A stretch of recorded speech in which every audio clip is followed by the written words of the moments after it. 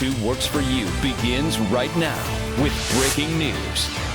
Strong storms tear through Oklahoma late into the night as people rush to take cover from an EF1 in green country. We just ran and got into the bathtub. First time that we've had to do that in 19 years right here. A deadly EF3 tornado cuts a destructive path in central Oklahoma. I mean, he was scared. I'm glad we're not dead. Pray for our citizens. El Reno is a resilient community. The cleanup is now underway. As the concern over high water levels continues, team coverage starts right now on 2 Works for You at 5. Thanks for joining us this evening. I'm Travis Guillory. Well, thousands of people are cleaning up today after a pretty active night of severe weather right here in northeast Oklahoma. Let's get you up to speed. The National Weather Service confirms an EF1 tornado moved through the Tulsa metro overnight. You can see the aftermath of the damage from our Sky 2 drone over in Sapulpa. Trees came crashing down and outbuildings are completely destroyed tonight. Thankfully, no injuries have been reported, but it was in El Reno, just west of Oklahoma City, where an EF3 tornado killed at least 2 people. We have team coverage of the storm's massive impact right here on northeast Oklahoma and what's next for our neighbors who are cleaning up and have to start rebuilding.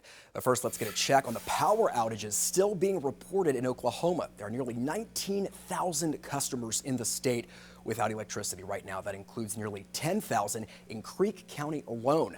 And on the Tulsa Creek County line, Sapulpa was one of the hardest hit areas, with that EF1 causing power lines to come down and trees to split and tower on top of houses. We start our team coverage with 2 Works for You's Laureen Callender, who's live in Sapulpa. And Laureen, a lot of damage right now to a cemetery.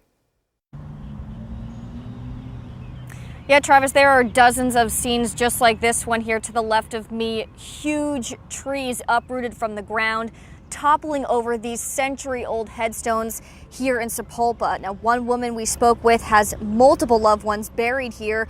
She was just heartbroken to see this damage. We've seen a lot of people in town already working on their roofs. Residents tell me they woke up to shingles scattered across their yard. One woman actually planned a family reunion today, and instead of canceling because of the damage, she's making the best of the situation, hosting a cookout for family and neighbors, trying to use all of their food up because they lost power overnight. I'm mind blown by it. I'm like, it's crazy. Like, we went to Riverside, walked all down Riverside. I mean, I'm only 27, but I've never seen anything like this before. So many people we've talked to say the Sooner State just can't catch a break with the severe weather, the tornadoes, and historic flooding. But they say what's most important is that communities come together in the wake of this devastation. Travis? All right, thanks, Laureen. Well, that cleanup process may be a long road ahead, but as 2 Works for You's Christy Maria shows us, the community is coming together to recover. The damage, in a word, extensive. A powerful storm moving through Sapulpa and tearing away everything in its path. It seemed as we went block by block, the damage was different, but all signs of a very powerful storm. Sapulpa neighbors waking up twice, once to the tornado sirens and the storm itself, and once to the damage it left behind once the sun rose. A building entirely flattened off its foundation, metal ripped off roofs, and trees completely uprooted. As neighbors walked out to survey the damage, some got right to work. You get 6 foot of snow here. I mean, it's dramatic, but tornadoes are just, a super heavy duty thunderstorm or something. But, just as long as nobody gets killed or nobody gets injured, keep on going. Telephone poles thrown all over and signs that power might not be restored anytime soon. But as Oklahomans do, neighbors banding together, doing what they can for now, thankful that they're all okay. From the extensive damage, there's really no way to tell how long it could take to clean it all up. But each neighbor told us they'll band together until they're done. In Sapulpa, Chris DeMaria, 2 Works for You. Thanks, Chris. Definitely not an easy road ahead for those folks. Well, many of you have been sending in your pictures of storm damage all across green country, and these photos are from Carol Rippey. They show fallen trees at her home near 91st and Harvard. You can see just how large these trees are. And Carol says, remarkably, despite their size, the tree house still stood there. They say it was a blessing that it didn't get to her house, though. And then on Facebook, Valerie Arnold shared this photo of a large tree blocking a street in the Silver Chase subdivision in South Tulsa. No word on if that tree has been hauled away, though. And here's some good news for drivers on a busy South Tulsa road. After nearly 11 hours, the Creek Turnpike has been fully reopened. The Turnpike Authority closed it between Highway 75 and the Jinx Toll Plaza because of power lines down on the road.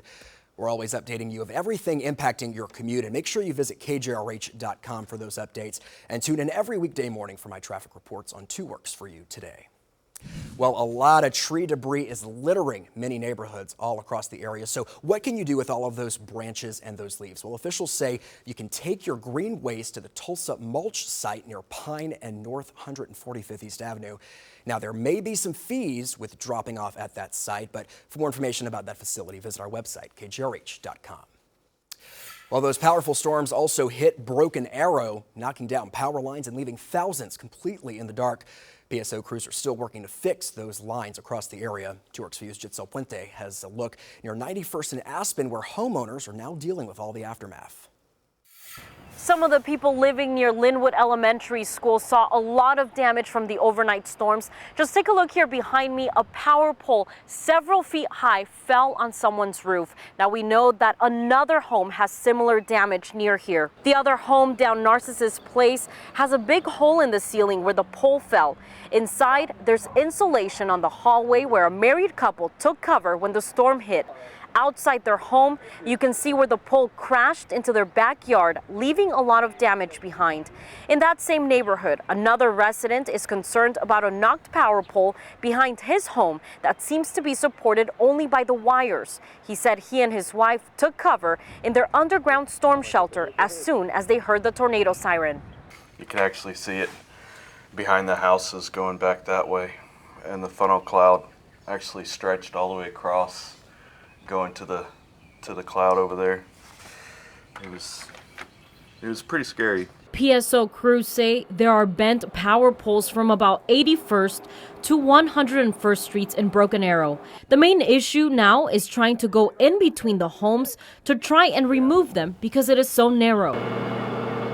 PSO officials tell me it will be slow in some areas fixing these lines. They remind you to stay a safe distance away, and if you see a downed power line or a downed power pole, to please call PSO. Reporting in Broken Arrow, Giselle Puente, 2 Works for You. Thanks, Giselle. Well, this evening, City of Tulsa officials are giving an update to those downed power lines and a lot of the other damage out there from the storms. 2 Works for You's Ashley Wheeler joins us live with that information. Ashley?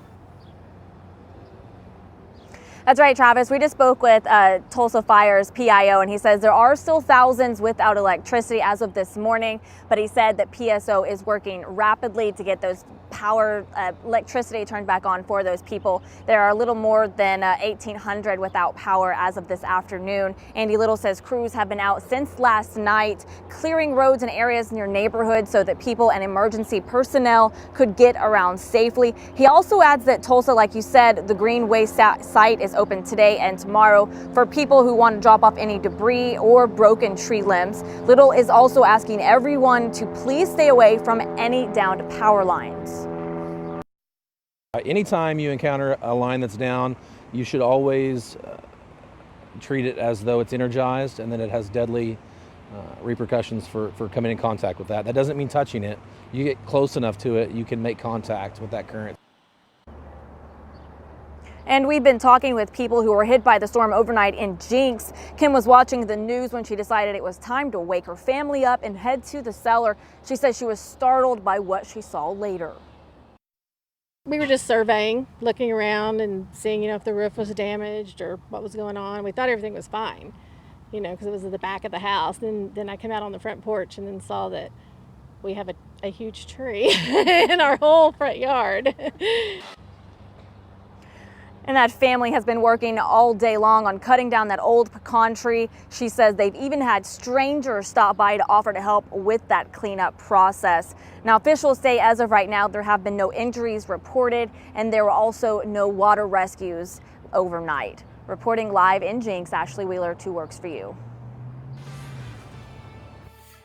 After everything was over with and all the shaking and jarring and everybody landing on the floor, the sirens went off. Thankfully, no search and rescue crews out here, but in El Reno, search and rescue still underway. It's an Oklahoma City suburb where the National Weather Service confirms an EF3 tornado ripped through the community there. That tornado obliterated a motel and a mobile home park. We know at least 2 people are dead and nearly 30 are hurt. We had debris coming down on top of us, knocked us all down and everything. There was no way that we could have gotten out without help. El Reno's mayor says everyone in the motel has been accounted for, and every resident that was at the mobile home park that was damaged was taken to a nearby VFW. And the city of El Reno has set up a GoFundMe account if you'd like to help the tornado victims there. If you'd like to make a donation, you can visit our website, kgrh.com, for more information. Now, your 2 Works For You first forecast, brought to you by Route 66 Chevrolet and Nissan of Tulsa. And unfortunately, we have more showers and some thunderstorms on the way overnight tonight after midnight, but the severe risk looks pretty low in throughout green country. Right now on Viper 4D dual Doppler radar, you can see yet another thunderstorm complex in throughout southwest Kansas, western Oklahoma, the Panhandle area, and in throughout North Texas. That will try to make a run for green country tonight. So here's the Storm Prediction Center severe storm outlook. It does not encompass any counties in green country in southeast Kansas, so that is great news for tonight. You can see the Keystone Lake level 33 feet above normal. The reservoir release rate has gone up now to 256,000 cubic feet per second, and we just got word before the newscast they could increase that by tomorrow. The Kaw Reservoir up near Ponca City now 35 feet above normal and 27 feet there for Oulaga and also for Fort Gibson. Now the Arkansas River forecast for the Tulsa gauge, it's holding steady now at about 22 feet. Of course, the Muskogee gauge is now into major flood stage. It's been that way for a while, just about 2 feet shy of the record for that gauge, and a low-grade major flood stage for the Verdigris River near Claremore. More on your forecast, Travis, in a few minutes. All right, thanks, Brandon. Well, right now, a live look at the River Spirit Casino Resort. That's in the distance there near 81st and Riverside. You can see the high waters of the Arkansas River just inching toward it. We'll tell you how soon officials say that they could be reopening. And here's a look at some of the damage our Sky 2 drone caught over Sapulpa. More on the damage left behind when we come back right here on 2 Works For You at 5. Right now, we're taking a live look at the Arkansas River from our CityPlex camera. The Army Corps of Engineers says they plan to keep the release from Keystone Dam steady at around 255,000 cubic feet per second. The Tulsa Emergency Management Agency will be holding a press conference in about 15 minutes, and we'll be streaming that online. And as a result, the River Spirit Casino near 81st and Riverside now hopes to reopen on June 5th. This is some aerial video of the resort from our Sky 2 drone. Now, the building originally closed Wednesday because of the increased rising waters of the Arkansas River, and officials with the Muskogee Creek Nation, which owns the casino, says that they will continue to pay its 1,600 workers while River Spirit remains closed. And a popular Tulsa amenity is off limits because of the rising waters. Take a look. That's a picture of a sinkhole on one of the bike trails along Riverside Drive. Leaders with the city of Tulsa say that the trails between 11th and 96th Streets are currently closed because of erosion and storm damage. And right now, there are still several places where you can get sandbags. We've been telling you all about the city of Tulsa offering sandbags outside of the Mabee Center near 81st and Lewis. In Jenks, you can pick them up at the softball field near 91st and Elm. And in Bixby, you can get sandbags at White Hawk Golf Course. As always, it is first come, first served. As a reminder and a precaution, sandbags are always free, so don't fall for scammers trying to sell them. That's unfortunately been an issue. Hi everyone, I'm meteorologist Brandon Woolley here in the 2 Works For You Weather Center. You can see on Viper 4D dual Doppler radar, pretty quiet conditions now for eastern Oklahoma and southeast Kansas, though yet again we're watching another thunderstorm complex out to our west, kind of the same pattern we saw last night, but it should not be severe as it moves in throughout our area later tonight after midnight. So southwest Kansas, the Panhandle of Oklahoma, and northern Texas seeing those strong to severe storms out to the west. So another thunderstorm complex tries to make a run at green country tonight. We're going to talk about the Memorial Day forecast tomorrow and another severe day possibly coming in through, I would say, Tuesday and Wednesday. Tuesday looks like the big day. There could be some residual severe storms on Wednesday, especially across southeast Oklahoma. 83 degrees is your current temperature now at the Tulsa International Airport, and you can see the sunset tonight 1 minute after 8:30. Up to the north now in Bartlesville and Coffeyville, right at 80 degrees, 81 in Pryor, 84 in Muskogee, and 87 for our viewers in Stigler. Timing things out on future track, clouds and precipitation. So over the next couple of hours, there is a very slight chance of an isolated shower or storm. But however, I would say for the most part this evening, it's going to be pretty quiet across southeast Kansas and eastern Oklahoma. Notice our model run is suggesting that feature that is now over western Oklahoma and northern Texas will try to come into our viewing area well after midnight tonight, but it looks like it's going to really weaken with time. However, we don't need any more rain, but we're going to get some more rain showers tonight. So knocking on the western side of our viewing area by 2 o'clock in the morning, and then right through Tulsa, I would say between about 3 and 5 o'clock. Still some of those showers by early tomorrow morning, so probably some wet roads if you do have to work on the holiday tomorrow. But I would say for the most part, during much of the morning and the afternoon, we're going to see partly cloudy skies and dry conditions before that next system rolls in Tuesday and Wednesday. On our future track, rainfall running the model run all the way through early tomorrow morning at 7 o'clock. You can see that we're going to get lighter amounts of rain around the region overnight tonight through very early tomorrow morning. So that is great news. What's not great news is another chance of a big severe weather outbreak on Tuesday. The Storm Prediction Center out of Norman, Oklahoma, they have already indicated much of our viewing area, including Tulsa, in an enhanced risk. So we could see all modes of severe weather, wind, hail, and tornadoes all over again. We don't need that. Into the upper 60s for that overnight low by early tomorrow morning. Look for an increasing chance of thunderstorms well after midnight. So, of course, last night around Tulsa, that storm came in between about 12 and 1 o'clock in the morning. This system moving in tonight is going to be much later, probably towards about 3 or 4 o'clock in the morning. South winds between about 10 and 15. Lows from the 60s to right around 70 degrees. Tomorrow's forecast, Memorial Day, 86 degrees, partly cloudy skies and mainly dry. South winds between about 10 and 20 miles per hour, and 80s once again across the board. Here's a look at your latest 10-day forecast. So that severe day Tuesday, 84 degrees. We could see those severe storms hanging tough on Wednesday, especially across southeast Oklahoma. Cooler into the upper 70s, and then pretty much dry conditions for the most part Thursday and Friday. We like to see that, but more wet weather by next weekend. 2 works for you at 5. We'll be right back.